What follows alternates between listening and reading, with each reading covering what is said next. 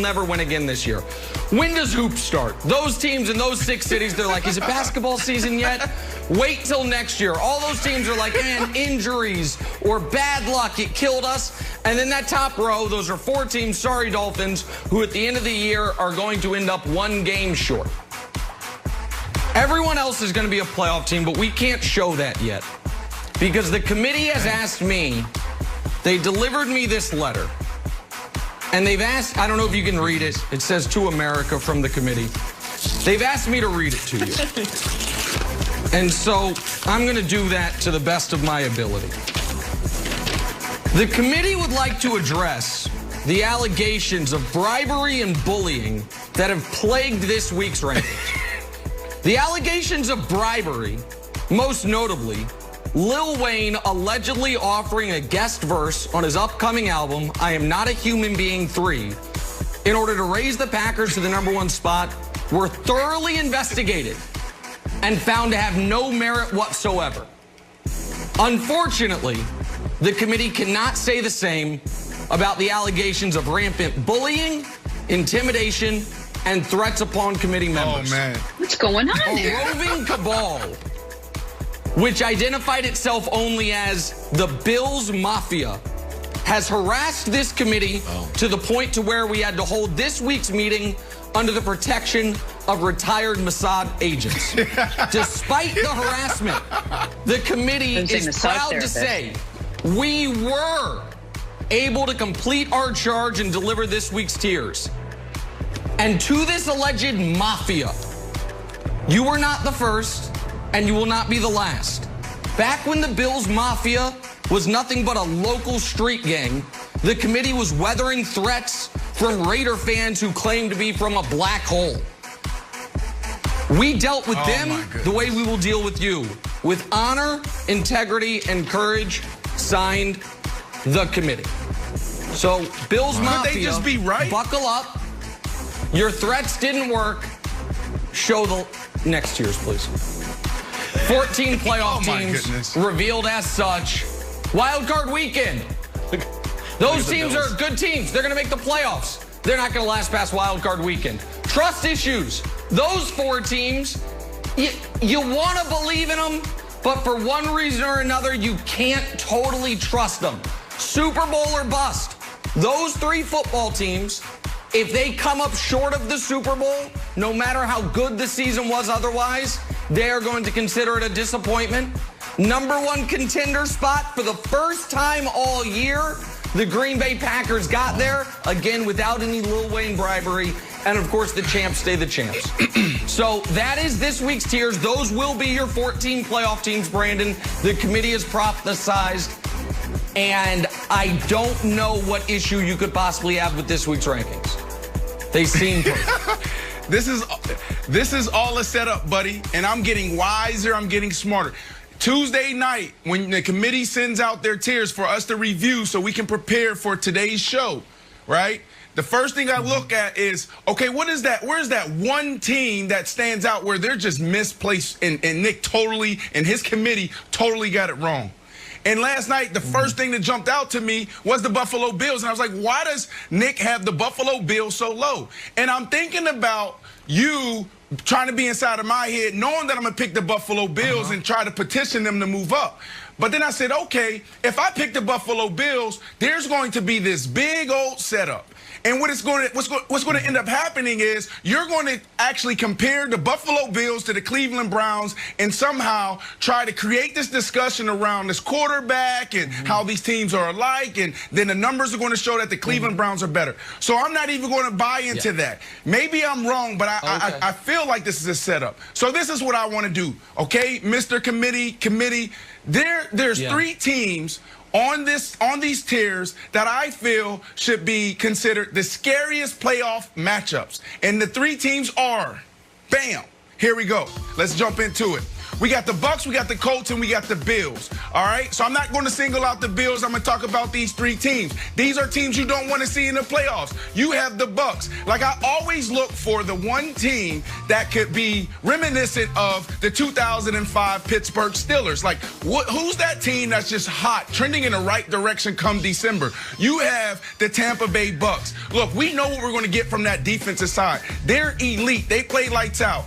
On the offensive side, if they can figure out their challenges, this could be a scary team. We know they have everything they need inside that locker room to get it done and make a nice run. The Colts.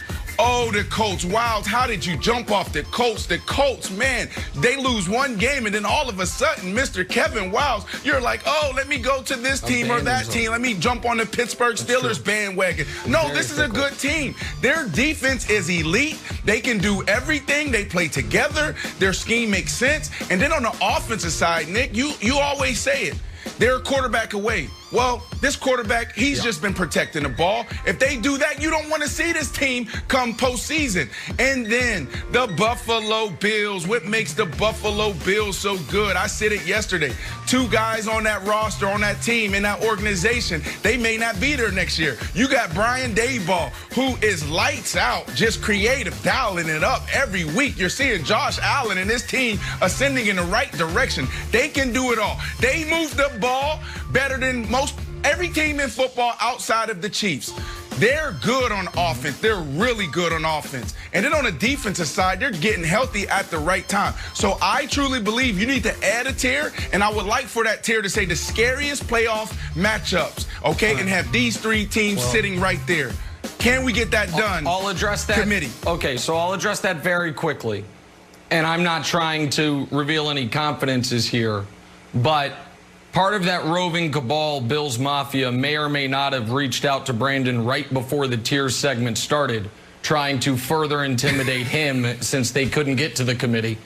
And, you know, while maybe he is going to be vulnerable to those threats, we won't be. If you had that graphic up again of the Bucs, the Colts, and the Bills, the reason they are on the wild card weekend tier is because of the 3 people in that graphic. Tom Brady, Phillip Rivers, Josh Allen, too old, too turnover prone, don't trust him. That's the answer. I understand people get mad at me. Oh my Get mad at the committee. We'll see in a month. Josh Allen is not too We'll old. see in a month. No. I was going left to right on your television. He said don't trust screen. him. He said he don't trust him. I just don't. The kid just wins. Well, we'll see. We'll see. So that, listen, the committee has thought about it long and hard. Wilds, drinking a Moscow Mule this morning. What's up, Wilds? Well, good day, Miss Wolf, Mr. Marshall, and the gentleman from Kansas City. It's better. Dour times in the Wild household as my New England Patriots have fallen far. It's caused me to take up grandfather's elixir a little more generously than usual.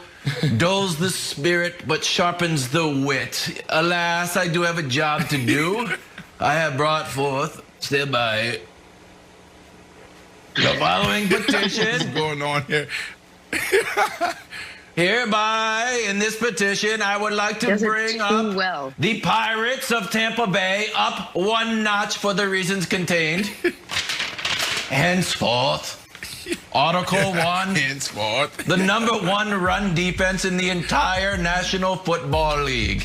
They are only allowing 81 meters per game.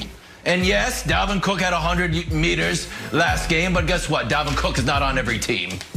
Article 2, the new balanced attack. Not only a great pair of shoes for grandfathers, but it's also the new offensive plan by Bruce Arians. This has been an issue. We know this, Nicholas. Here are the splits of passing versus running. Oh, New Balance. 41-13, 48-18, 38 into a historic low 5. Well, against the Vikings, oh my goodness, 23 passes and 26 runs. Balance it out. It makes sense. And the final, Article 3, protect the GOAT. We know that Mr. Brady is not fantastic when pressured, however. He's only been sacked 16 times. It's the 4th fewest. He's only been pressured 16% of the time. That's the 5th least. Now, he has been hit almost 50 times, which puts him in the upper quartile of hits. If they need to keep him from being hit too much, luckily, his blood flows with gumption in championships. It won't be an issue. So for the... Yeah, so listen, if they get a team in Wild Card Weekend that doesn't have a pass rush, you should expect them to win. Unfortunately for them, Wild Card Weekend, they are likely looking at their best case scenario is they move up to the 5 seed. That means they play Washington. Washington's got a lights-out pass rush. We know what the Rams pass rush looks like. We know what the Saints pass rush looks like. I guess if you're Tampa, you're hoping to play Seattle. But in that situation, even the most ardent Tom Brady supporters, Jenna, know you don't have the best quarterback on the field. And as far as coaching matchups go, you're going up against